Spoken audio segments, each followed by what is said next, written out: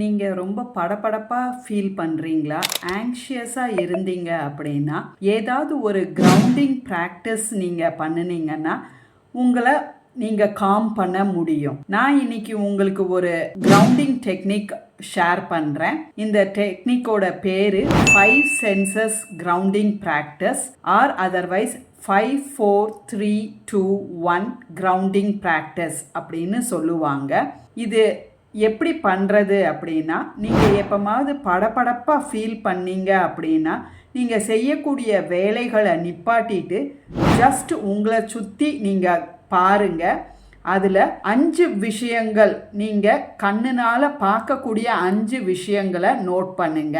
Look around and notice 5 things you can see.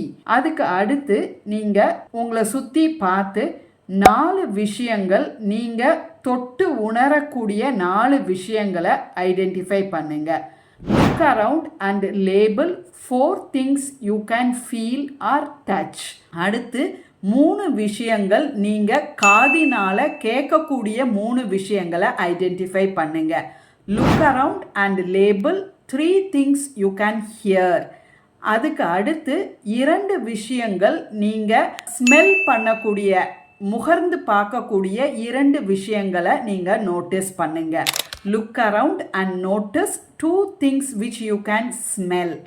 அடுத்து உங்களை சுற்றி நீங்கள் பார்த்து ஒரு விஷயம், நீங்கள் டேஸ்ட் பண்ணக்கூடிய ஒரு விஷயத்தை நீங்கள் நோட்டீஸ் பண்ணுங்க. Look around and notice 1 thing which you can taste. So இதுதான் நம்ம 5 சென்சஸை நம்ம பயன்படுத்தி இந்த க்ஷணத்தில் கிரவுண்டிங் பண்ணுறது தான் இந்த டெக்னிக்கோட பேர். So 5 4 3 2 1 technique. இதை நீங்கள் பயன்படுத்தி உங்களோட மனசை நீங்கள் வேணுங்கிற நேரத்தில் காம் டவுன் பண்ணிக்கோங்க. நன்றி.